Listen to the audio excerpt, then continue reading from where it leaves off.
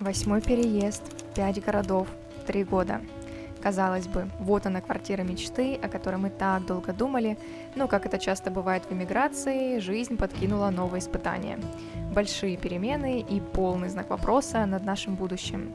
Оставаться в Польше или снова собирать чемоданы. Ну и напоследок давайте вместе прогуляемся по нашей квартире и попрощаемся с ней. А жили мы здесь, кстати, 1,5 года. Долго.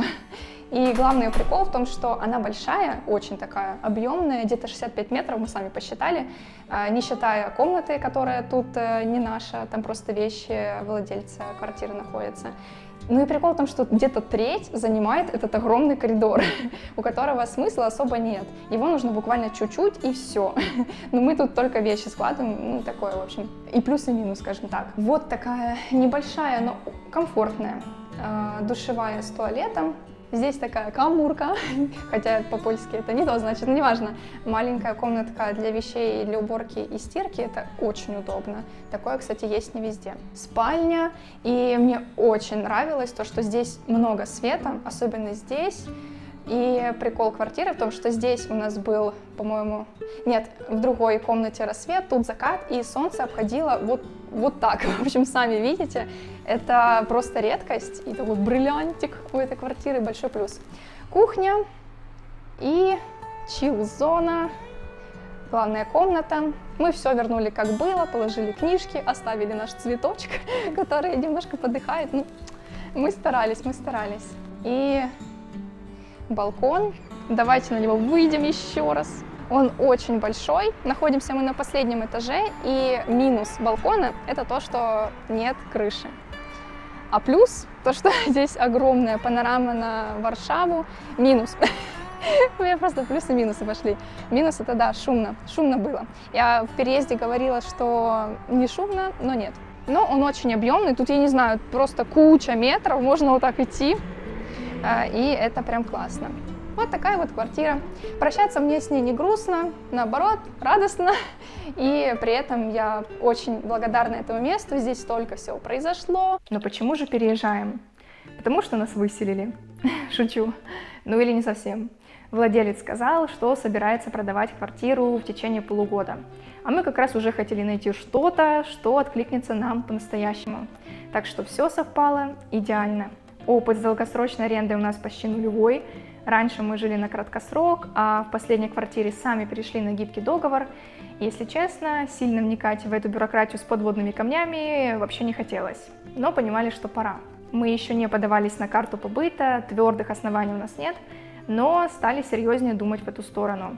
И сам переезд был как решение все-таки оставаться в Польше надолго.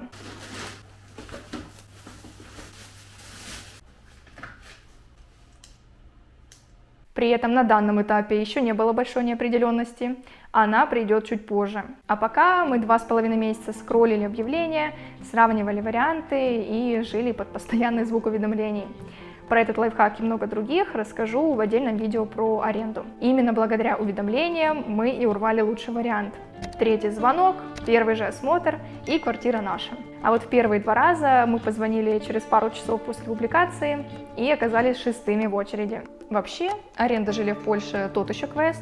До последнего не знаешь, какой вариант тебе попадется. Реагировать надо быстро, говорить на польском с владельцем. Или, если повезет, на английском. Нам лично, конечно, так проще, а тут уже как бы B2 надо со всеми этими нюансами.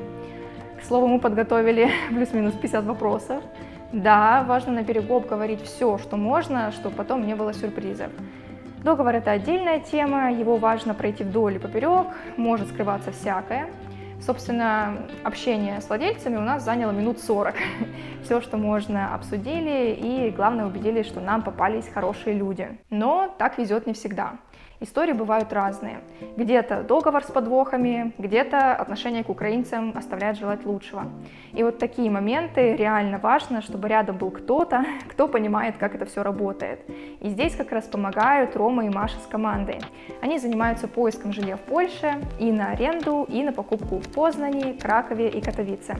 Можно просто сказать: хочу двушку с балконом, и чтоб кота пустили, и они подберут варианты под ваш запрос. И на рынке, и у застройщика. А это как бы непросто. И с животными, и с детьми мало кто готов сдавать жилье. У нас тоже так, поэтому собака пока остается мечтой. Если арендодатель просит поручительства, они делают оказионайм за час по всей Польше и даже выходные. Работает 24/7, так что документ приезжает в тот же день. Короче, ссылку на Машу и Рому оставлю внизу, если хотите сэкономить нервы с жильем. И да, по моему промокоду Троценко будет минус 100 злотых на оказионайм. Процесс переезда — это было нечто. Мы думали, что да, вещей-то прибавилось, но в целом их мало, мебели почти нет. Ну и квартиру мы выбрали в том же районе, Урсынове, буквально в нескольких остановках от старой. Поэтому решили перевозить вещи сами. А сколько получилось поездок, увидите по моим пальцам.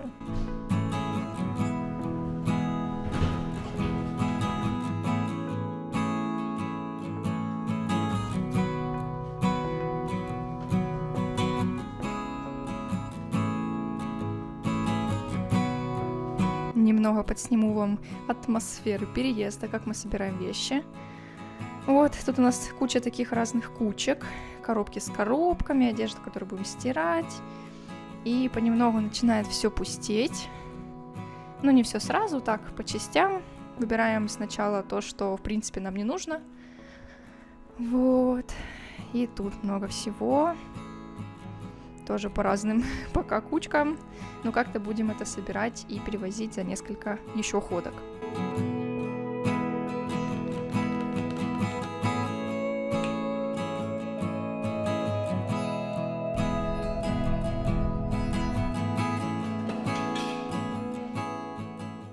Рубрика приколдесных вещей или что мы накопили за последние годы. 1,5 года, короче, в Варшаве. Буквально немного покажу, просто вы уже видите эту кучу. Дальше у нас идут новогодняя упаковочная бумага, всякие судочки. Но тут на самом деле неинтересно, давайте перейдем в следующий отдел. Тут есть вот такие вот штуковины. Тонометр, фонарь, который мы взяли с мусорника. Ну, он красивый. А где же дед? Ой. Не, что-то не очень весело. Сейчас, подождите. Так, тут должно быть поинтересней. Жидкость для ванны. Наверное, пена, да. Уксус. Все хорошо. Наш любимый дед. Надувные подушки для купания. Жидкость для розжига, чтобы делать костер. Хлопушка. Разные пакетики, бумажки. Много не бывает упаковочной штуки. Еще вот такая вот штука. Еще одна жидкость и гирлянды. Вам, возможно, интересно, почему именно Урсынов? Не так, что популярный район, но я все так же считаю его одним из лучших в Варшаве. Хотя некоторые под видео про него прям хейтили, вообще не понимаю за что. Да, это не вылизанная картинка, тут не так много новых ЖК, но это обжитый район, где отлично ездит транспорт, есть метро, до центра полчаса, супер большая концентрация парков, есть лес, уютные дворы и все сервисы под рукой. И на самом деле мы рассматривали разные районы, куда можно переехать. Обычно в Урсынове мало объявлений и цены не маленькие, поэтому мы на него и не рассчитывали. Думали про Белоленку, куча новостроек, нормальные цены, много предложений. Мы даже ездили туда, изучали район, но атмосфера мне совсем не зашла. Далеко от центра, ехать около часа, местами не очень безопасно по ощущениям, парков толком нет. В общем, не душевно.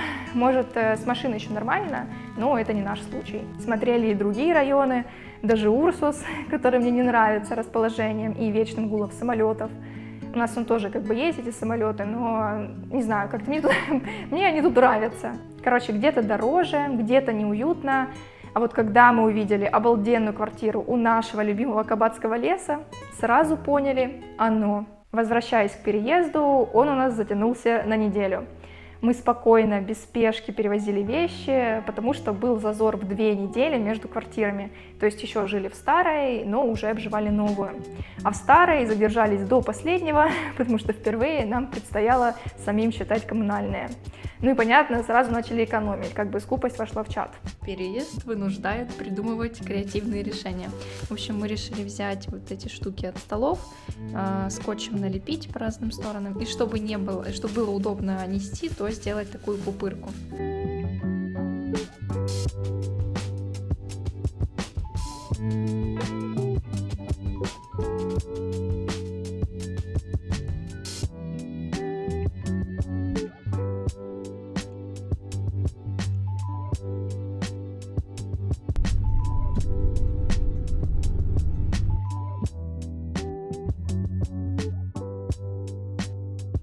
Если вы думаете, что мы бедные страдали от всей этой перевозки, то нет, нам даже было весело.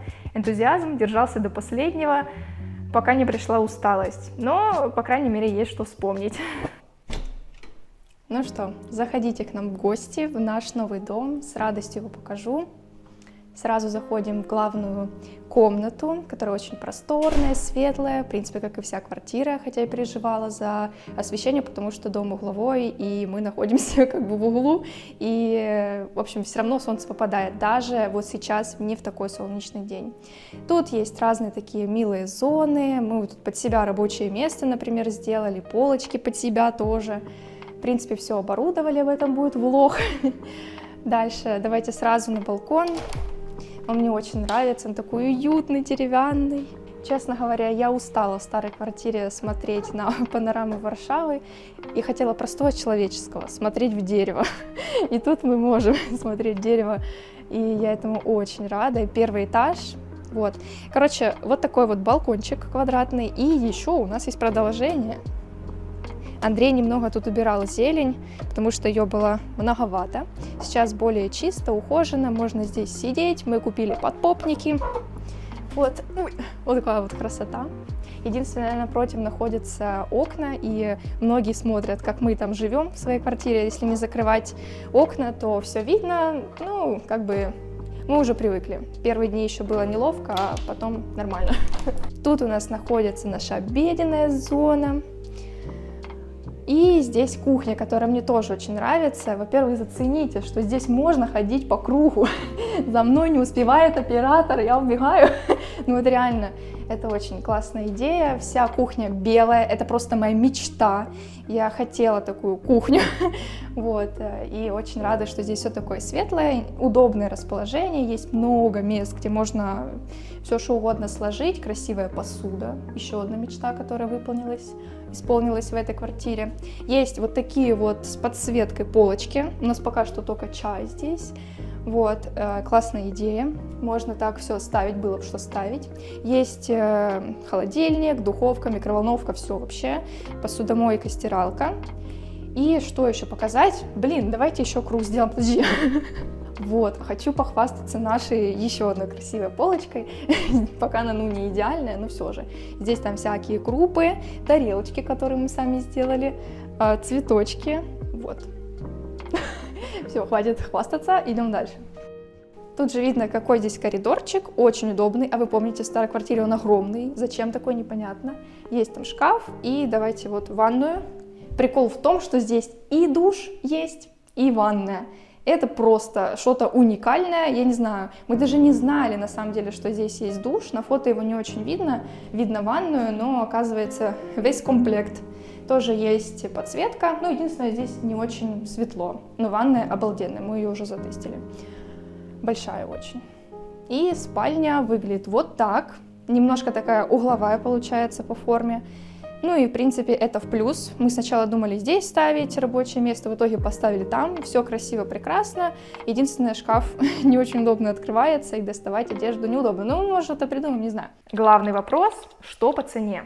Аренда квартиры стоит у нас 3400 злотых, плюс 600 чинш, плюс примерно 400 коммуналка, плюс 75 за интернет, который мы подключали сами. Оказывается, это делается минут 5. Отнимем 200 злотых за парковочное место. Договорились с владельцем за субаренду и прям сразу нашли человека по объявлению в подъезде. Это была случайность, в которую мы долго не верили. Говорю же, нам встречаются прекрасные люди. Такой щедрости и внимания к деталям я, честно говоря, еще не встречала. Нам предоставили и посуду, и кучу бытовых вещей, и вентилятор, хоть это уже был конец августа. И мы были готовы покупать ту же посуду сами. Знаю, что в той же Германии или США дома часто вообще пустыми сдаются, и на тебе вся мебель. Итого получается примерно 4275 злотых в месяц. С отоплением будет, конечно, побольше. Повезло еще, что сдавали без риэлтора и оказионами не просили. Я считаю, это супер комфортная цена для такой квартиры, района и условий. Буквально за столько же мы видели, ну просто трэш-варианты. Поделитесь тоже, кстати, в комментариях, какие люди попадались вам и какие, может, яркие ситуации с жильем вы проживали. Очень интересно. Отдельный плюс нашей квартиры – это закрытая территория с охранником и кучей камер. Тут прям реально можно прогуляться. Мне очень нравится обилие цветов, растений, тут постоянно убирают. Короче, видно, куда уходит чинш. Чтобы вы понимали, в прошлой квартире чинш был раза в 2 больше, хотя там открытая территория и убирали реже. Это я еще не рассказывала. У нас был период, когда по подъездам ходили воры и дергали за дверные ручки. Даже объявления вешали об этом. Нас тоже дергали, и скажу вам, это было не весело. Мы тогда еще в отпуск собирались. С территории есть несколько выходов по ключу или коду, и один ведет в маленький миленький парк с прудиком.